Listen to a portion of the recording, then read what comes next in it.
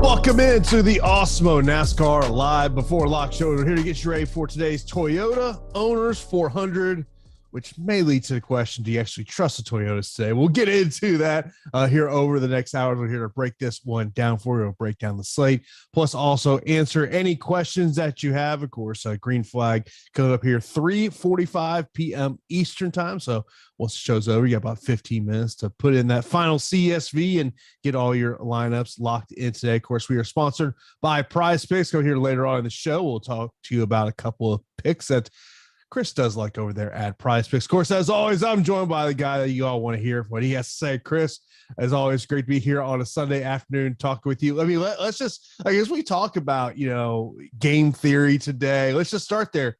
Are you trusting the Toyotas today? And what's up, Jason? Looking forward to a fantastic race day, and this is a very fun slate. But as far as trusting Toyotas, I think we have to. They look pretty strong in practice. Truex looked like one of the best cars in practice. So did Christopher Bell. Kyle Busch was up there as well. Denny Hamlin, not quite as good as those guys, but like we mentioned, this is the Toyota Owners 400. And if there's any race for these guys to get it together, today's the day. And one of the things that you have noted throughout this week is the soft pricing for today. And, of course, when we're talking about game theory and roster construction, today is a day that we're talking dominators. We're not talking, the past couple of weeks, it's all been about place differential, about that being the appealing aspect of your lines. But that's just not the case today. It's all about the dominators. Yeah, I've been looking at DraftKings for fantasy NASCAR purposes since like my senior year of high school. And this is probably the worst pricing I've seen for a short track, probably in the history of NASCAR DFS. We have two drivers that are above $10,000 and we have 400 laps, which means a lot of points are going to be scored today as far as the dominators go. And getting into the dominators, we need at least two of them in just about every single lineup this weekend. I mean, for the most part this year, we've been kind of focusing on place differential because of bad qualifying times, just a lack of laps. But when you have 400 laps on tap and nearly 300 dominator points, those points are going to rack up quick. And if you don't have these guys, yeah, you might get some good place differential, but you're going to miss out on those 100, 120 point ceilings from some of these drivers starting closer to the front. That's where when you're an Awesemo Plus member, you can pull up that top driver tool. And one of the columns that I particularly look at is that top 2 dominator percentage. And of course, if you're creating multiple lineups, this is where you got to use an optimizer like Fantasy Cruncher in creating groups. I will tell you, I have 2 groups created over at Fantasy Cruncher. One is Dominator, and one is the do not give me more than one of these drivers. Of course, that's going to be when we get down to lower tier salary share. By the way, mentioning about some news today, going to the back for a failed inspection was Austin Cindric in terms of his brakes. And 2 drivers will have a pass through after the green flag. That'll be Haley and Biffle. I don't think that really affects too much of anybody's lineups there, maybe, but it's something we've talked about throughout this season of just, yes, you want to see maybe if your driver's going to the back, but it's not a huge thing to be worried about. Yeah, if any driver went to the back, like if it was guys starting inside the top 10 this weekend, I'd be slightly concerned because of all the laps led points they're missing out on. We haven't really had that yet so far this season, but all the guys going to the back today, Haley and Biff are already in the very back, and Cindric, someone I'm not really interested in anyway, he's starting mid-pack, so it's not a big deal. And mentioning about those dominator points, just to kind of break it down for everyone. So over on DraftKings, we have got 280 dominator points on today's slate. We got 100 points for laps led, 180 for fastest laps. And if you're over on FanDuel, there's 40 points up for grabs with laps led. Of course, the difference between the DraftKings and the FanDuel slate. But one of the things of you mentioning about that soft pricing, like, look, if you want to put 3 dominators, 4 dominators in your lineup, there is a path to making this work to where you're not going to cringe what that lineup is. Yeah, and it shouldn't be possible to do. That's what I'm saying. DraftKings really messed up the pricing this weekend. I'm assuming it's because of the soft odds overall. Like, we don't have anyone that's plus 200, plus 300 that we see in seasons past. So I guess I somewhat understand the soft pricing. But if you want to load up on Harvick, Bell, Logano, Blaney on the same lineup, you can do that without getting into the Biffles and Landon Castles of the world.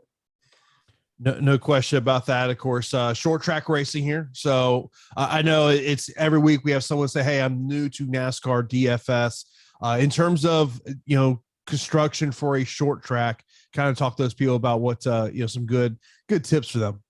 So what you're going to want to do is, like, if you're using an optimizer, you want to set up that dominator group like you were talking about earlier. But just like if we're hand building here, you want 2 to 4 guys starting close to the front that are able to pick up laps led, pick up fast laps. Those are the guys known as the dominators. And like we said, 280 points up for grabs. So going top heavy on weeks like this is totally fine, because if you have to get down to a tie, Dylan, if we can get you a top 25, that's fine. But if you're getting 2 drivers that are scoring like nearly 80, 100 some points, that is going to take you to the top of leaderboards and tournaments. And like, don't get too sucked into the place differential. Like, pretty much all season long, we have been chasing place differential, but this is probably the best week to get off of that. Yeah, it's all about the dominators this week. So let's get into the top tier salary drivers. So this will be the drivers who are 9,000 and above. So as you mentioned, we have 2 drivers who are above 10,000. That'll be Chase Elliott and Kyle Larson. Also, you have Kyle Busch, Mark Truex Jr., Ryan Blaney, Denny Hamlin, Joey Logano, and William Byron. Let's start off with Ryan Blaney. He is on the poll here, 9,400 on DraftKings, 9,500 on FanDuel. He's a chalky play today, no question about it, but he started on the poll. And you've mentioned about how many points are on the table here for laps led, fastest laps. Man, how do you not love Ryan Blaney today? And it's hard not to, and the field's going to agree, because looking at ownership projections, he is high on FanDuel and DraftKings, and it's just hard to get away at that price point. And what we saw in practice, it did move him as the odds-on favorite to win this race, tied with Martin Truex, and I believe also tied with Kyle Larson, other guys that had strong practice times. But obviously, fast in qualifying, got in the pole. He's in the best spot to lead laps. This is kind of a similar position to Phoenix a few weeks ago, where he started in the pole, had a lot of laps, had around 100 DraftKings points, was in the optimal lineup at a similar price point, and I could see this playing out somewhat similar once again. I always love Ryan Blaney at short, flat tracks. The thing is, the twist this week is he's not good at Richmond. He's actually pretty bad here. He only has 1 top 10, average finish around 17th place, and only around 20 DraftKings points per race. But with the next-gen car, I'm kind of looking past what people have done at tracks in the past. It just isn't that important to me. What is important to me is he's pretty much first across the board in every single practice metric. And if these speeds are going to translate to the race, give me all the Ryan Blaney I can get at this price point. And something we should note, Bob Hockrust tweeted this a little while ago, that at this moment, no competition caution today. So that is something to think about your lineup, Sarah. And of course, Ryan Blaney. I mean, everyone's just getting to him.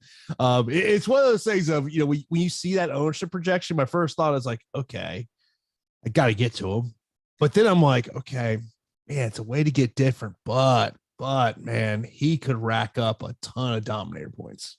Yeah, it just goes to show you how different a short track is compared to like a road course. Like last week, same exact position where I did not want to play Ryan Blaney starting up front because there's just not enough laps for him to really be in the optimal lineup. And we saw he was not in the optimal lineup last week. But on the Polar short track, if 5 minutes go by, there's a lot of laps that get ran in those 5 minutes. So they're going to rack up quick for Ryan Blaney, assuming he gets a good jump at the start of the race. And look, I mean, he's the odds-on favorite for a reason. Great at these types of tracks, fast in practice. It's just like, I'd rather get different somewhere else. I'm pretty overweight on Blaney. We saw the ownership projections. I have to have a lot of Blaney to be overweight today. Yeah, I mean, one of the things of it's not just the ownership projection, but also our percentage for finishing in the top 6 on DraftKings is a high percentage as well. So that's something to think about there. You talk about, favorites to win this race. Martin Truex Jr. is a guy that everyone's looking at. He's starting 6 today, 9,600 on DraftKings. However, on FanDuel, he is the most expensive driver at 14,000. Yeah, I love him on both sides today. I can't get to him as much on FanDuel because of that massive price point. And again, dominator points aren't going to be as important over there. But man, on DK, that is a real tough sell or tough fade for me because he was fast in practice, which I needed to see the Toyotas to be somewhat fast in practice because of how bad they've been so far this year. So seeing them have some speed was very encouraging for me. And Martin Truex Jr. is just so good at Richmond. I hate to really bring up track history too much, but when a guy is this good at a track, you have to at least talk about it.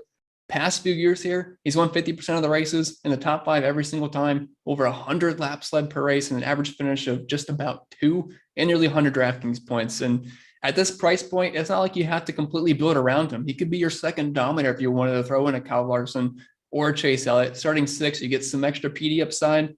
And compared to Ryan Blaney, if you were trying to get away from Blaney, he's still going to be pretty high owned, but it's just really hard to get away from him. Plus, he's in a Toyota. We talked about the Toyota Owners 400 narrative. And one little tidbit, maybe not a lot of people know, is that he's running the Auto Owners paint scheme this weekend, which there's a history of him dominating and crushing tracks that he has this paint scheme in. So if you're just buying in the narratives, Truex has got just about every single box checked. In DFS we love to buy the narratives. We love to buy those narratives. Mitch says comment from Blake. He says, Chris, do you worry about what Truex said about Richmond with the cars? Whatever you think you knew about these tracks before and the way you approach these things, just forget about it. I mean, that's certainly a concern. That's why, like, a reason where we go to recent track history every single week. It's just not something I'm overly concerned about that, because if I was just fully bought into track history, I wouldn't want to touch Ryan Blaney because he's terrible here. Same can be said for William Byron. I mean, it's nice when a guy's got good track history, but him backing it up in practice, having a strong run, and plus odds on favorite to win this race does give me plenty of encouragement to want to play him.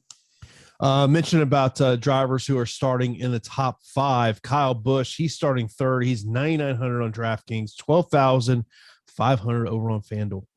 He's kind of in that same boat that Truex. He just doesn't have quite the place differential upside, and he wasn't as good at the short flat tracks last season. But again, that was last season. But we do have a limited amount of data that we can use. But I think Kyle Busch is a good play. If you want to get away from Ryan Blaney, I would say Kyle Busch is probably the best pivot to him as far as like the early dominator, because Truex doesn't have to lead at the very beginning. He can easily be a second stage or a third stage kind of guy. But if you're trying to get away from Blaney, I'm usually getting the Kyle Busch as the pivot there. And he was fast in practice, P1 in the 1 lap and inside the top 10 for the 5 lap. Mention about that there's only 2 drivers who are above 10,000 over on DraftKings today, that being Kyle Larson and Chase Elliott. Kyle Larson starting 21st, Chase Elliott starting 15th.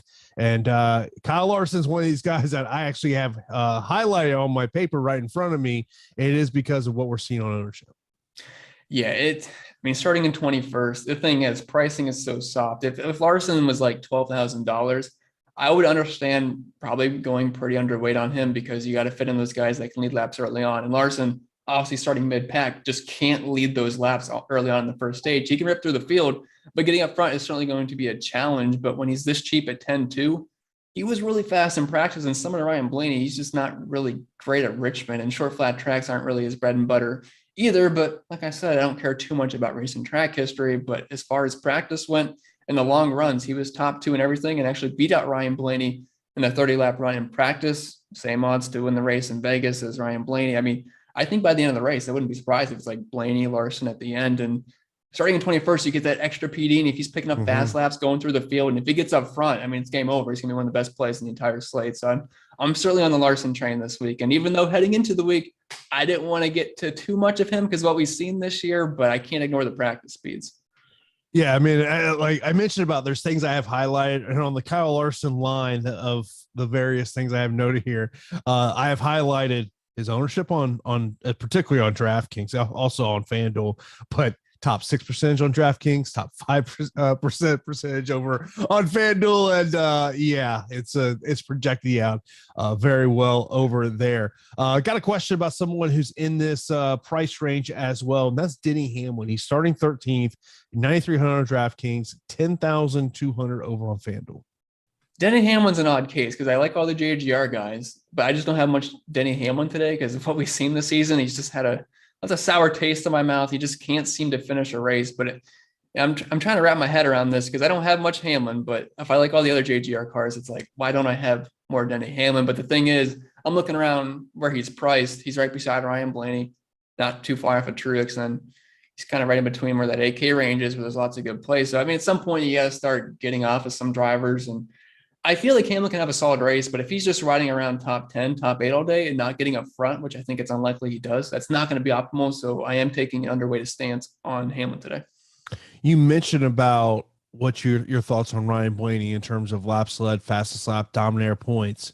The guy that's starting next to him, William Byron, he is 9,000 on DraftKings, 11,500 over on FanDuel. What's your thoughts on William today?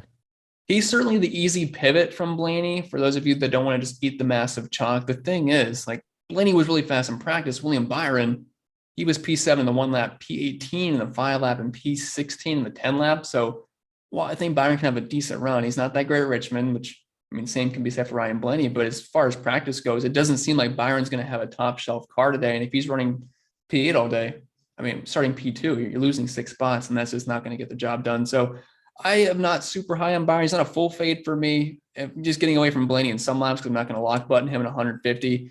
I'll maybe get to like 10 to 15 if you want to push it, 18% on William Byron, but he's not my favorite play today. Of course, appreciate everyone that's here on a Sunday afternoon as we're breaking down today's NASCAR DFS slate. Of course, be sure to smash that thumbs up button. That does help us out a lot as well. Of course, be sure to subscribe to Awesemo right here on YouTube. Hit that notification bell so you know when a new video is posted. Of course, Chris has got some videos on our page as well to get you ready for a race each and every week. By the way, we're here on Saturday of next week, not Sunday. So just a little programming note that the NASCAR race is on Saturday of next week. Now, the drivers that we haven't mentioned that are in this price range, Chase Elliott, who is starting 15th, and Joey Logano starting 11th. What's your take? Joey Logano is the guy I actually like quite a bit. As far as Chase Elliott goes, I like him. He's a fine play, but I am moving most of my ownership to Kyle Larson there, so I'm just kind of naturally a little bit underweight on Chase Elliott. But Logano, I think, is a pretty solid play. We like his Penske teammate, Ryan Blaney, and Blaney was talking about in a post qualifying and practice interview that he thinks Joey Logano's got a really good long run car, and Joey's starting in P11. He's only $9,200. Practice numbers, I'm P17 in the 5 lap, but they get better as the runs progress. 6 in the 10 lap, 6 in the 15 lap, and not as many guys ran those amount of laps. But Joey is always very good at short flat tracks, and I hate to use this as an example, but the Busch Clash earlier this year, he won the race, and that was an extremely short flat track using this car. So I mean, the odds are kind of the same as guys like William Byron, Denny Hamlin, and he should be able to compete. And you get that extra PD, and this is about as cheap as Joey Logano gets at a track like this. So I don't mind buying in tournaments. So as we move down into next to the mid-tier range, these be the drivers in the 8, 7, and 6K range. So are we all aboard the Ross Chastain train, or are we all staying on that train, on that bus wagon? It's not a train I want to get off. I mean, it seems to be heading towards the money each and every single week. I believe it's now 4 races in a row he's been optimal. Obviously, got the win last week, crushed it. And it's not like he's doing it at a single track type. He's getting it done at ovals. He's getting it done at super speedways. He's doing it at road courses. I don't see why he can't do it at a short, and even a few weeks ago at Richmond, at Phoenix, we got a top 5 at a short flat track. So it doesn't matter what track type we're at. Ross Chastain's getting the job done. P5 in practice. It's just hard not to like the guy that's been red hot. And I mean, nothing's changed. Same car, same package. I'm just going to ride the high end. One of the I mentioned about some of the content they have over here on the Awesemo YouTube channel, and you talked about earlier this week about your top drivers. One of those drivers, and of course, when you did that video, the qualifying had not happened, but it hasn't really changed much in your opinion on this guy, and that is Austin Dillon, starting 25th. You mentioned about the soft pricing, 7,000 on DraftKings. Yeah, I mean, if you're loading up on those guys up top, you got to start finding some cheap guys. And Austin Dillon, it's kind of like the same old story with him. He's never a flashy play. No one's ever lining up begging to play Austin Dillon, but he just tends to get the job done. And we got some nice PD here starting in P25. I know the practice wasn't super impressive. Same with his teammate Tyler Reddick, but this is the guy that is typically always fighting for top 10s here at Richmond. And he's got 4 top 10s the past 6 races here. And I'll never forget the one race where he got up front, was even leading laps here over the likes of guys like Kevin Harvick. So if you're needing like a cheap PD play in cash, Austin Dillon's about as safe as it gets. Kurt Busch starting 27th. He's 7,900 on DraftKings, 7,000 over on FanDuel. And he is one of the guys that people are really looking at on DraftKings. Yeah, he's actually a guy I might end up being underweight today. And I know it's kind of scary because, I mean, practice wasn't bad for him. He's in a Toyota. And if we do like the Toyotas today, I mean, he could easily gain 15 spots. The thing is, I am in love with the 8K range today. It's loaded. You got Harvick, Reddick, Briscoe, Bowman, Bell, Chastain. If you can tell me a bad thing about one of those drivers, let me know, because I can't find a bad thing about it. So Kurt Busch, just naturally, I'm not getting to as much, and I feel like the ceiling's just not quite as high as some of those guys that can pick up fast laps and maybe get up front.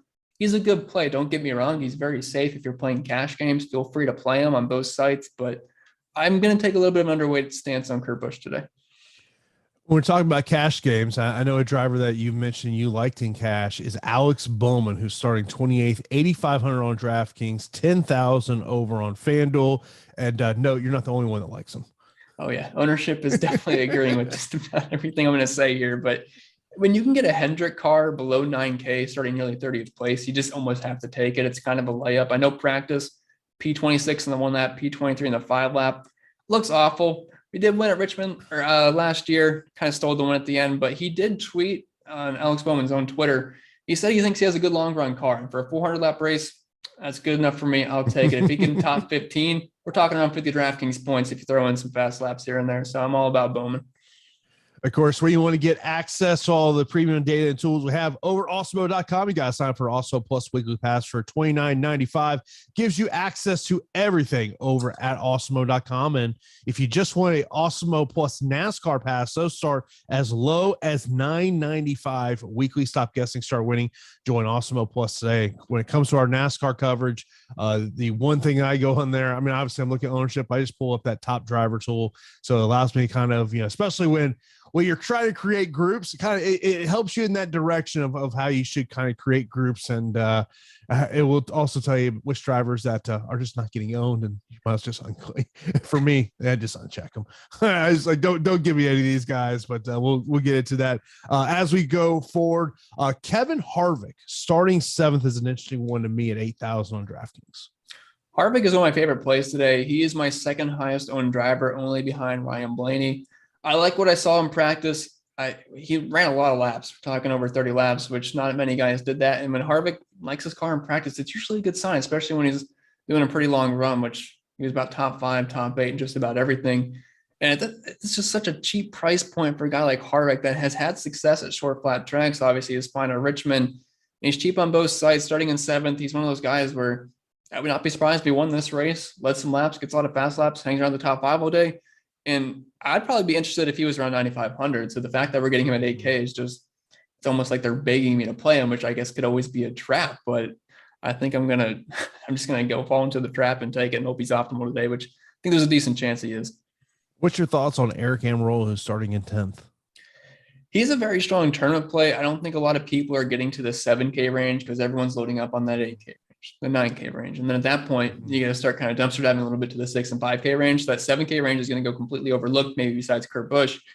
And Almirola is a guy that you won at short flat tracks. You finished P12, I believe, at Phoenix just about a few weeks ago. But since last year, we're talking about an average finish inside the top 9 at short flat tracks. And Stewart-Haas cars have been pretty strong this year. Eric Almirola at one point was in 3 optimal laps in a row. I remember us talking about that on one of the live shows a couple weeks ago, but he was fine in practice, was a top 10 car in the 5 lap and has a decent history at Richmond. So shorting P10, it's not pretty on paper, but a lot of these plays that have not been pretty on paper end up working out this season.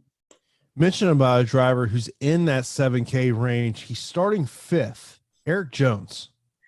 So I've gotten a lot more of Eric Jones over on the FanDuel side of things compared to DraftKings. DraftKings, I hate to call him a fade, but let's just say, for example, he was 10% owned. I'm probably getting to like 3 to 5% Eric Jones today. It's just a tough path for him to be optimal.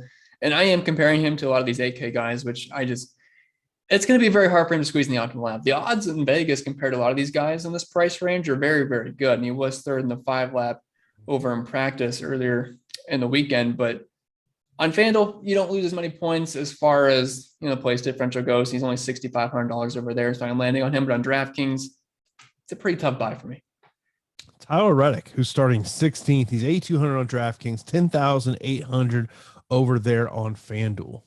Yeah, kind of flip-flop here where it's a lot easier to get to him on DraftKings compared to FanDuel because it's just way too low of a price point for a guy that it seemingly always has top 5 speed pretty much each and every single week. Now, what was surprising to me on Tyler Reddick was I thought he was going to show a ton of speed in practice. We didn't get much of a run from him, only the 1 and 5 lap data.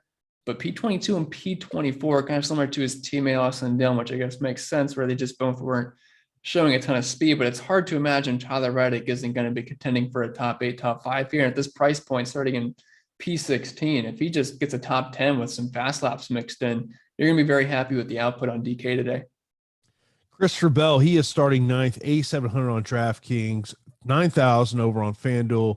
And just literally, as I was about to ask this question, someone brought it up of thoughts on him on DraftKings for GPPs. Yeah, so with my own personal exposures compared to the projected ownership today, Christopher Bell is my highest leverage driver where I'm just the most overweight on today. I love Christopher Bell, like the JGR cars. He is amazing at short flat tracks ever since he entered the Cup Series, and especially when he's been in a JGR car. And if we date back to his Xfinity days, he's won at Richmond a few times. He dominated here, and practice was excellent. 2nd in the 5 lap, 3rd in the 10 lap, 5 in the 15, and 6th in the 20. It's like, how do you not like Christopher Bell here? I mean, averaging 60 DraftKings points per race, an average finish of 7th in a very small sample size. His odds to win this race are on par with guys like Joey Logano, Denny Hamlin, Chase Elliott, and he's not that expensive comparatively. I mean, I honestly think Christopher Bell could be a mid 9K driver at a track like Richmond. So $8,700 on DK, 9,000 on FanDuel. It's one of my highest on drivers today. Another driver that we have not talked about, and a question just came in from Anthony, and that is about Chase Briscoe. He is starting 4th, 8,400 on DraftKings, 8,800 on FanDuel. Of course, a couple weeks ago, we didn't like where he was starting, and well, we were wrong on that one, But what's your thoughts about Chase here? I might be wrong again. I think he's an okay play. Like for real life today, can I see him battling for a top 10? Sure, but starting in P4. Yeah, it's possible he can win this race. I mean, he won at Phoenix earlier this year, which is another short flat track. But in practice, if we believe in these speeds, he was P32 in the 5. I don't think he's going to be a borderline top 30 car today by any means, but I think he's going to be more of a top 12 guy. For him to be optimal starting in P4, he's going to have to lead some laps, pick up some fast laps, and hang in the top 5. I just think that's an unlikely scenario. So I do have some Chase Briscoe today, more so on FanDuel because of the $8,800 price point, a little bit easier to get to. And again, kind of similar to Eric Jones, where the lack of, you're going to lose some points if they lose some spots, obviously, but not as much as you would on DK. But it's a tough play for me. I'm going to be a little bit underweight. When you look at the drivers who are in the 6K range, so we've got Chris Buescher starting 18th, AJ Allmendinger starting 26th, Michael McDowell starting 24th, Ricky Stenhouse Jr. starting 32nd, Justin Haley starting 36th, Cole Custer starting 12. Good and bad there. I mean, I don't know if it was you or Phil wrote this week on Awesemo. We have been burned so much by Ricky Stenhouse Jr. that you're still kind of concerned about, even though, I mean, look, if you've got say 3 or 4 dominators in the lineup, he's starting 32nd, that one's there. But what's your thought on this 6K range? It's a pretty ugly range. Similar to the 7K range. It's just not like I'm not super excited about these guys. I mean, the ugly here is pretty much Chris Buescher, Michael McDowell, Cole Custer for where he's starting. I think he's a better FanDuel play. I think a good talking point is probably Justin Haley here. I mean, the starting spot looks fantastic. Like, this is a guy that's got top 20 upside. The problem is he failed tech 3 times, so he has to do the pass-through penalty to start this race. And we've had this instance before earlier in the season with Kurt Busch at Auto Club where, yeah, he's going to be starting in the very back, but that was a very large track, 2 miles in length, and you're not going to get killed because, I mean, you're not going to instantly go a lap down. You can still hang on. But at a short track like this, 3/4 of a mile in length, Justin Haley is going to lose a lap. And there's a chance where he's just never in the lucky dog spot all race and he gets stuck a lap down and he's just sitting in P28, P29 all day and you're just not getting that kind of upside. So if people are chasing the PD upside on Haley just on paper that don't know about the pass-through penalty, I think that's probably a pretty good underweight stance. For Haley to pay off, you're going to need a quick yellow, which I'm not really expecting a bunch of cautions. And as of right now, we do not have a competition caution scheduled, which is definitely a big hit for Justin Haley. If we happen to get news that there was one, that would definitely be a big plus for him. But I don't think at this point we'd end up getting a competition caution this late in the day. But I mean, it's ugly, but the one guy that seems safe here is Ricky Stenhouse Jr. And I hate to say that because he burns us each and every single week, but he is usually a top 20 contender here at Richmond. It's just really tough to buy in because I think we've all experienced what Stenhouse has been doing to us the past month now. We've gone on that roller coaster. It's not a fun experience. No, it just never seems to go up. It's just always down. Yeah, I know. Yeah, I think you're always worried about him wrecking out there. But of course, this is the Awesemo NASCAR Live 4 Lock shows. We're getting you ready here for today's Toyota Owners 400, and we are sponsored by PrizePicks. Get 1 free month of Also Plus Platinum when you sign up, deposit, and play over at PrizePicks. Of course, use that promo code Awesemo for an instant first match deposit of up to $100. And of course, when you sign up over there and take advantage of that 1 free month of Also Plus Platinum, you'll receive an email within 24 to 40 hours to redeem your free month of Also Plus Platinum. And over on PrizePicks today, we're looking straight up at the fantasy score. And these 3 drivers are all looking at the over on Kevin Harvick. At one time, it was 41.5. As about an hour ago, it's 43.5. Tyler Reddick, it was 39.5 at one point. Now it's 41.5. Ross Chastain, his number has stayed pretty the same, 42.5. And I know you like the over in all 3 of these equations. Yeah, once those props came out, I was doing my leverage scores and the projections, and these are the guys that were just the highest leverage for me. I just feel like they're all a little bit too low. Obviously, they did move up a little bit, so they did lose some value, but I still think there's enough value there to want to take a bet on them. As far as Kevin Harvick goes, he's starting P7. For him to get over, it's at 43.5, correct now? Yeah. For him to get over 43.5, we're talking a top 4 finish, but you got to keep in mind with 400 laps, it's not like a road course last week where it's basically just you're hoping it's really finished.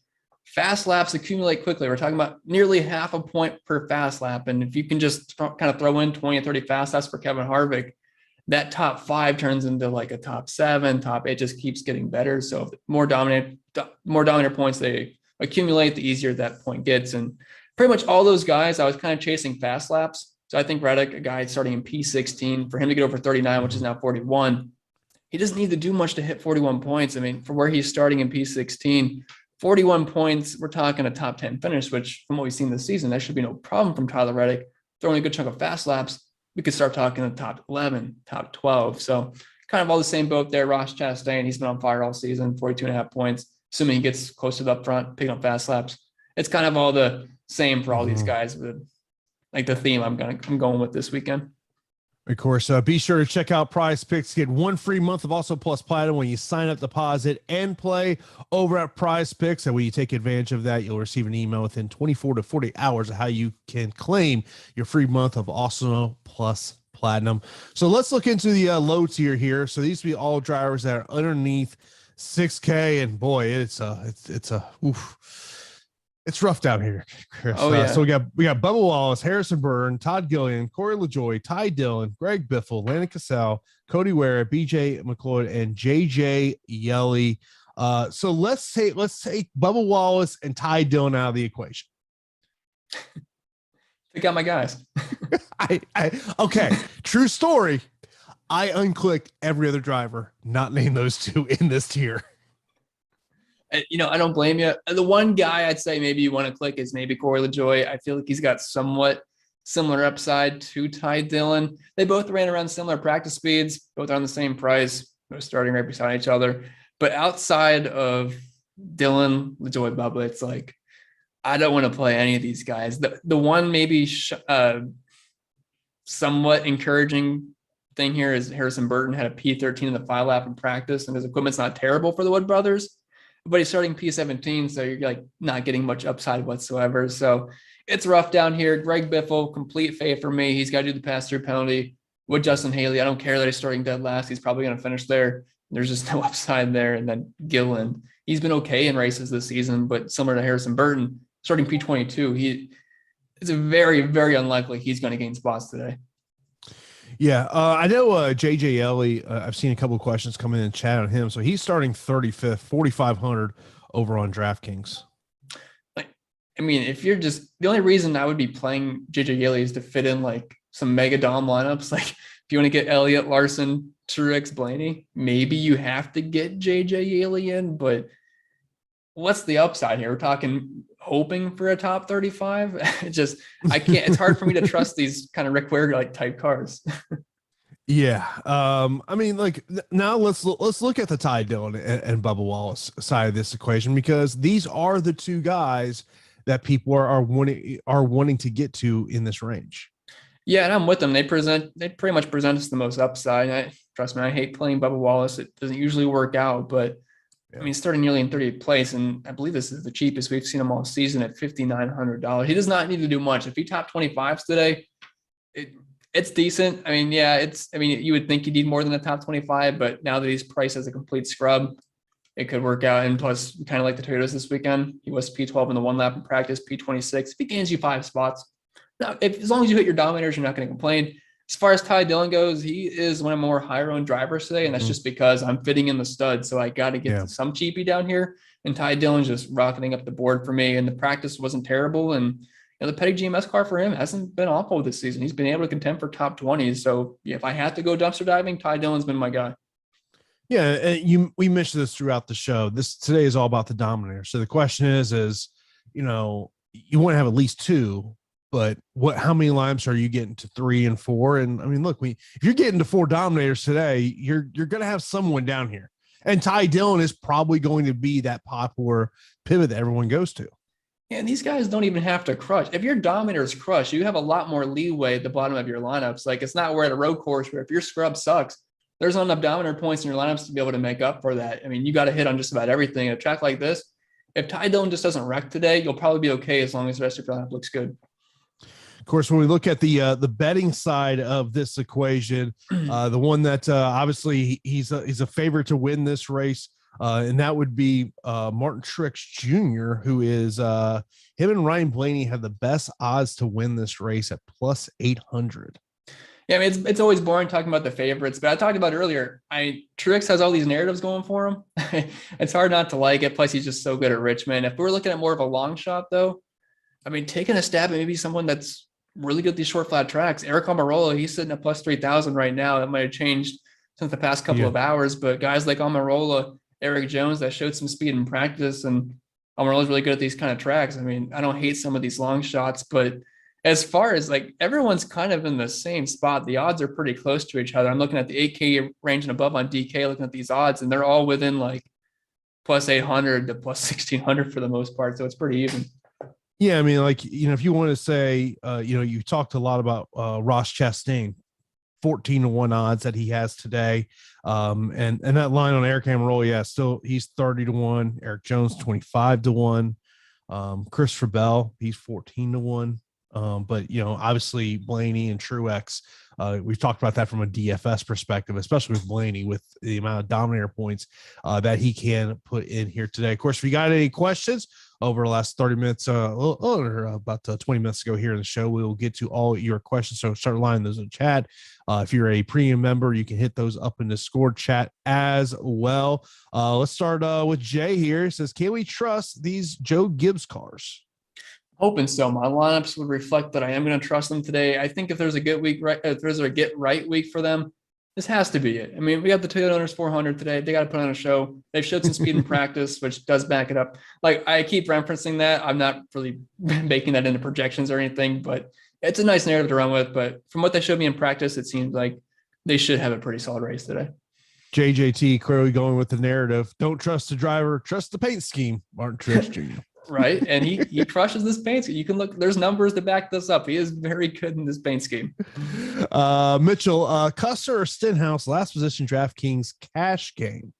If it's a cash game, that's Stenhouse easily for me. Look, I know he sucks, but starting in P32, it's hard.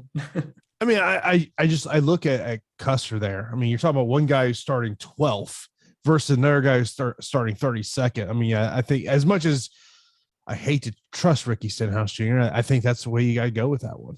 Yeah, I mean, Custer is one of those guys that we're all kind of forgetting about, and he just hangs within the top 15 all race, which that's fine for tournaments, but in cash games, you don't have to get super smart about it. I would just play the ownership on Stenhouse. A 2v2 situation here on DraftKings, GPP, Austin Dillon and Bowman or Allmendinger and Bell. Overall, I'd go with the first. I love Christopher Bell today, but the first one's more balanced to me. Yeah. Let's see here. Punting last spot in lineup on DraftKings single entry with BJ McLeod as a bad strategy or worth risk. I hate to call it a bad strategy, but I just don't think it's going to work out for a single entry today. BJ McLeod's been super slow. I mean, I think it's one of those situations of like, do you have more money to spend? If you don't, I think you got to start reevaluating your lineup there. With how soft the pricing is this week, and especially for a single entry, I don't think there's a reason you have to go that low. It seems like maybe you're trying to go a little bit overkill on some of those top level drivers. Let's see here. Should we avoid the drivers that were penalized and not running with their crew chief? Haley has a pass-through penalty as well. He's quick, but he's never going to get on the lead lap. It just, as far as regular penalties go, if they lose a crew chief, I normally don't care about that. Now, a pass-through penalty, that definitely changes things. It will depend on the track type. If this is super speedway, auto club, big tracks, I'm not going to care as much. But a short track, Justin Haley's pretty screwed to start this race, and I want to be underweight on him today. Do I need to go down to Ty Dillon? If not, what is the lowest you would go on DraftKings? Ty Dillon's the lowest for me. Yeah, I'm actually really comfortable with Ty Dillon today. He gets me the guys that went up top, and I would say you can play him in cash games. Would you play Ty Dillon at 2,500 on FanDuel? So it's a lot different on FanDuel because you don't have to dumpster dive as much, and you are using one less driver. Like in FanDuel, so on DK, I'm close to like 30% ownership on Ty Dillon. On FanDuel, he's barely pushing 5% to me. It's just a completely different roster construction type over there. I'm pretty sure I already know the answer to this question here, and I'm guessing it's Austin Dillon in this one. It says Dillon or Brad Keselowski. I'm pretty sure I know your answer already. Oh, yeah. You can give me any driver versus Brad Keselowski, and I'll probably take the other guy. It's something that you noted last week. When it comes to Brad, in your thought process is if it's not a super speedway, it's just not a guy you like. Yeah, I think I'm out on Brad. Yeah, he had a decent finish last week, but he was running like P35 all right. So he just luck boxed into a good finish. He's just so slow. I'm not sure when the speed's going to come. So I'm not going to try to guess for it. Next up, thoughts on Corey LaJoie? I'm viewing him as a very similar play to Ty Dillon, but he's not going to have quite the ownership. So if you just want the direct pivot down low, I mean, LaJoie's right there. Would you go with Dillon or Wallace over Custer giving the starting position? Yeah, I mean, either of those two, I do have a lot more compared to Cole Custer today. It's just, I don't think they're going to finish as high as Cole Custer, but when you factor in they're starting about 15, 20 spots further back, it's just a lot easier to get to them. Austin Dillon versus Stenhouse straight up on DraftKings. I feel like that's an easy answer, but I'll give it to you. It's easily Austin Dillon for me. Oh, it's not Ricky Stenhouse? Really? No? Surprising as it is. Yeah, I mean, God, man, Ricky just scares the crap out of me every week. I haven't been, especially when I'm hand building cash lineups. Like, because when I'm doing these tournaments, I'm CSVing, I'm doing my optimizer on it. But when I'm hand building and I have Stenhouse in there, it's Always concerned. Always concerned. Oh, yeah. Steve would like to know your thoughts on Daniel Suarez. Suarez is the guy that nobody's talking about. We didn't even talk about him in the live show today. And he's just someone I'm not overlooking him on FanDuel. It's a little bit easier to click on his name over there. But as far as DK goes, I like Almirola more in tournaments. I like Kurt Busch more overall. Suarez is the tough guy to get to. But, Trackhouse has been amazing this year. And he was a fringe top 10 guy in practice as far as the 1 and 5 lap goes. He should have some speed, but like his teammate Ross Chastain, Suarez hasn't been quite on Chastain's level, but before issues last week at the road course, Suarez was up front, led the entire first stage. Like, he's had some speed this year, starting in P14, purely a low in tournament play, but not a guy I'm touching in cash or anything, or probably single entry. Cody, I appreciate you in the super chat. He says, running Dylan boys, Blaney, Kyle B, Larson, 8,300 left, DraftKings single entry tournament play. Who do you got? If it's a tournament, I'm probably going to go with Kevin Harvick there. I feel like he's got more potential to dominate over Tyler Reddick. Reddick's probably the more balanced play with the place differential, but if you're just chasing ceiling, I really like Kevin Harvick's chances of potentially getting up front today. Yeah, Tyler Reddick was kind of the name that is just kind of, I looked at the list, kind of stuck out to me there a little bit. Kevin, I'd like to know your thoughts on AJ Allmendinger. Allmendinger is one of those guys where I'm not getting to the 6K range too much, but starting in P26, practice wasn't bad for him. It was a slow 1 lap, but 21 in the 5 lap, 11 in the 15 lap, 8 in the 15. It's just like, I think he'll be fine. I mean, I don't think the colleague cars suck or anything. He should be able to contend for a top 20. I want to say almost like him more than Stenhouse. It's almost easy to say like anybody over Stenhouse these days. But as far as the 6K guys go, him, Dinger and Stenhouse are the guys I'm money on the most. Dan says, if I already have 3 dominators, would it be preferable to play Harvick or Reddick as a last man in on a DraftKings GPP?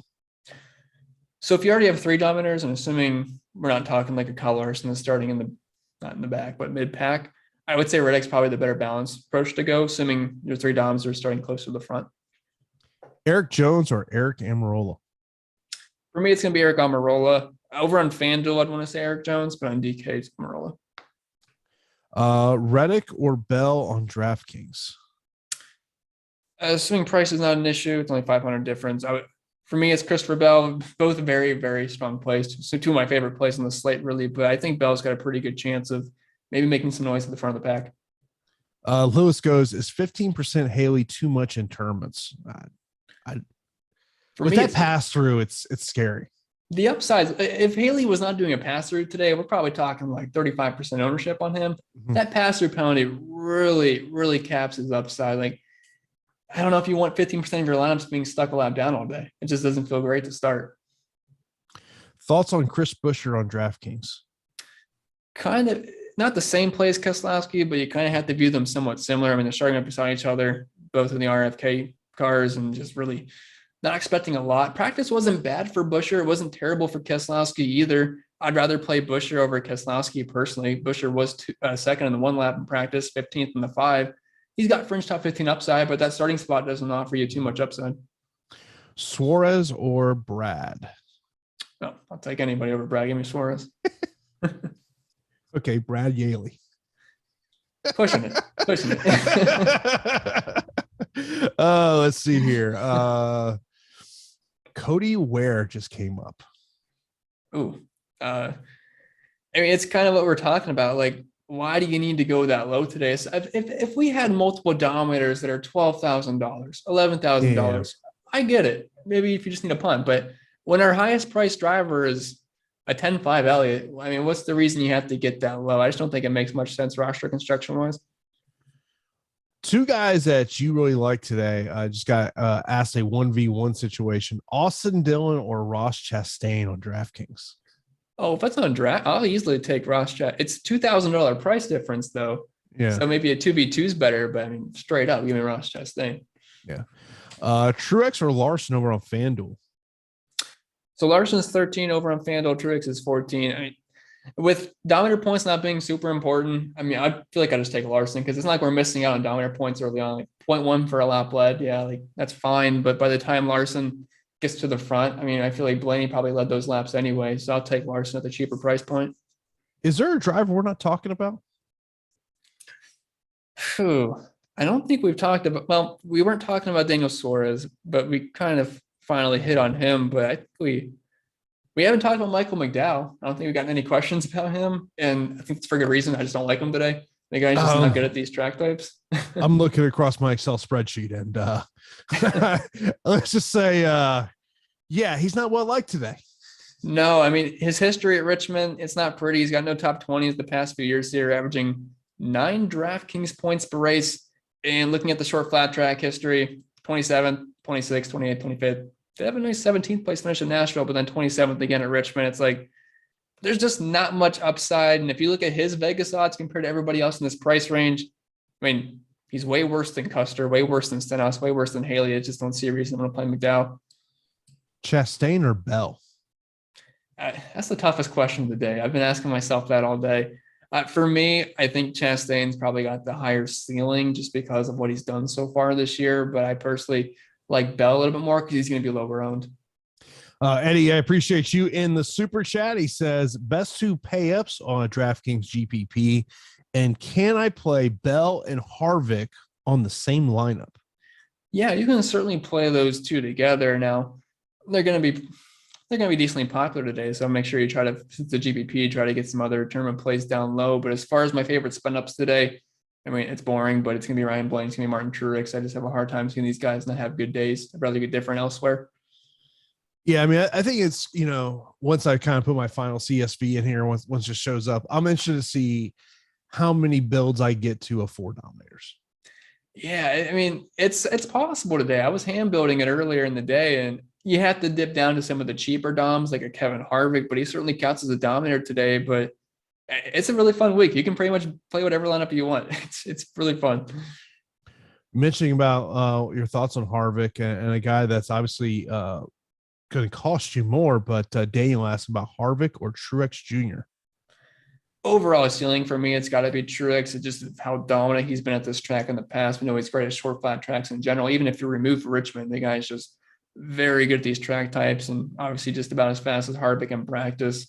I mean, a big price difference, but if it's just head to head, I'm taking Truex. So Jim Parrish is the one who brought up Cody Ware, who of course starting 33rd, 4,800, and he says, I have a 5 dominator in that lineup. That's why I wanted to know about Cody Ware. 5 dom. Look, if you have the guys that finish 1 through 5 and they all pick up a bunch of fast laps and laps led, if Ware limps his way to a top 30, sure, that can work. The chances of that happening are too slim for me to do it. But if you want to try it, it's a lottery ticket. That's probably not going to work out, but you might have fun along the way. Of course, if you got any questions here, you got just a couple more minutes here left in the show. Of course, coming up later today, we got all types of content over here at awesemo.com. We got the NBA covers that we have for you to get you ready for tonight's NBA slate. And of course, be sure to subscribe also right here on YouTube and hit that notification bell so you know when a show is live here on the channel. Of course, we got the Masters is coming up.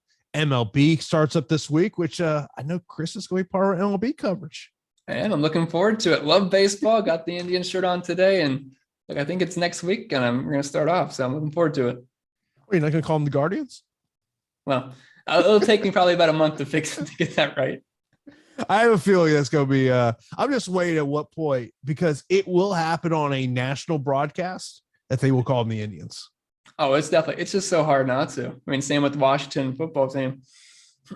Oh yeah, trust me. Yeah. You would literally right in front of you say, do not call them the Redskins. Right. Washington football team or now the Washington Commanders. Yeah, it's guarantee that's almost like you want to pop up because I've got the MLB pass. I can't watch my Rays here because it's blacked out and right. My streaming provider doesn't have Bally Sports, so I can't even watch my home team. I got to go to the game, be able to watch them play. Yes, Jordan, that is true, Jordan. That is very true. Can't watch Tampa Bay Lightning play. I got to go tomorrow night to Amalie Arena, watch the Lightning play.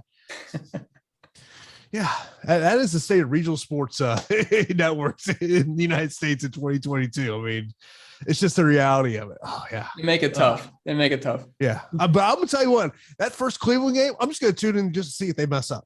just to see if it happens. Because you know a chance is going to happen. Oh, yeah. Edwin, Chastain or Bell, last spot, single entry. I mean, you just said this. Like, this is a tough question for you to go with. I mean, because Chastain has just been a rock star. Right. And Bell has not been nearly as good, but it's an ownership game. I feel like they have very similar upside. Mm-hmm. So, I mean, if Bell's going to have half the ownership, give me Christopher Bell. I mean, at some point, Chastain's not going to be optimal. At some point. At some point. But right now, it's like ride that train. Right. It really depends. If your lineup's already contrarian, throwing on Chastain's fine. He's going to be chalky, but it's fine if you're already contrarian. If you're already getting pretty chalky, Bell's going to have half of the ownership. I mean, the upside is very similar. They're both starting right beside each other. They both have similar odds to win this race. They both were fast in practice, but Bell's just a short, flat track. He's just extraordinary at them. So I'm going to bet on the lower ownership guy. If you want to pivot off Blaney, can you use Truex, or would Rowdy be a better to pivot with? So I talked about it earlier. Like, I love Truex today, and you can obviously play them both together, but I think probably the best pivot from Blaney is a Kyle Busch or a William Byron instead of a Truex starting a couple rows further back. Yeah. Kevin goes, when can we put together a plan? But we all know there will be a wreck on the final lap to screw everything up. Oh, that reminds me of last week with Allmendinger. He was the top best play on the slate by far. And then, final turn or two, it all ended. -3 points at the end. Thoughts on Hamlin versus Byron? Oh man, that's kind of a test between, do you trust race and track history more, or do you trust like what you saw in practice? Like, Byron was not that strong in practice, but I mean, so far this season, Byron's been way easier to trust than Denny Hamlin, even though he's had his own woes. But, Byron's got a win under his belt, and he's got the track position. For me, it's Byron. I mean, the path for him to leading laps is a lot easier than Hamlin. I think Hamlin can kind of get stuck between 6th to 8th place all day, which is not enough. If anything happens to Blaney at the beginning, Byron can be the guy that leads all the laps early on and crushes at much lower ownership. Daniel, and this is, I think, is probably a question that people are thinking in terms of single entries of whether going a 3 dominator or 4 dominator build. For me, Daniel, it's more of do a 3 dominator build, then do a 4 dominator build and just see what you like better. Right. And for me personally, like in single entries, I've been landing on 3 DOMs. I've been kind of mainly rotating around Ryan Blaney, Truex, and Larson builds. I just like the way that looks. Like, I get the guy that can lead the very beginning. I get Truex, who's kind of right there with them. And then I get Larson at maybe the second half of this race that ripped through the pack, and he could be a factor at the end. So for me, it's been 3 DOM builds, the preferred route as far as single entry and cash goes. But again, like Jason said, if you go that 4 DOM approach with like a Kevin Harvick instead of a PD guy, see what the bottom of your lineup looks like and see what you feel more comfortable with. Like, I almost feel like a build of Ryan Blaney, Kyle Larson, and Austin Dillon is going to be a core for a lot of people. Right. And I got all 3 of those guys in my main lineup plus Truex right now. And I mean, a lot of people are telling me that they had the same thing. And so it's going to be very popular. So if you're trying to get different, just removing 1 or 2 of those guys from your lineups will be maybe not good enough, but it's definitely on the right track. Yeah, I mean, and I think if you're a multi-entry player, when you're putting together your lineups, you want to have different types of lineups, even though, I mean, like, look, today, I think, you brought the point about Kyle Larson. He's starting 21st, but potentially could he just rack up some fastest laps, working his way up to the lead, and then potentially he's at, that's why, like, I'm looking at, for me, a core of Larson and Ryan Blaney. Yeah, and they complement each other so well. It's not like they're starting 1-2. You get the guy at the front, and you get the guy Larson starting in 21st. So even if Ryan Blaney is not in front the entire race, he soaked up those lap sled points waiting for Kyle Larson to come through the field, and it's just like kind of like the perfect combination. So that's why you're going to see them it's probably going to be the most popular combination today as far as just single entries go or cash games, and I think it makes a lot of sense. Nate mentions, he says, I promised myself I would not look at my lineups till the end. I try to promise myself that. Usually, like, I'll check my lineups right at the start of the race, just trying to see ownership. That's all I'm trying to see. But every week, I'm checking it literally 20 times during the race. And I know I should. I know I shouldn't, because, like, if you're winning cash early on in this race, that's maybe not a great thing. Right. It's like a do as I say, not as I do thing. Like, we're going to tell you not to do it, but we're doing it. It's smart not to, but we're going to. Yeah, it's just something that we always do. I mean, it's natural. It's just natural as DFS players for us to look at that. Chris, any final comments before we get out of here?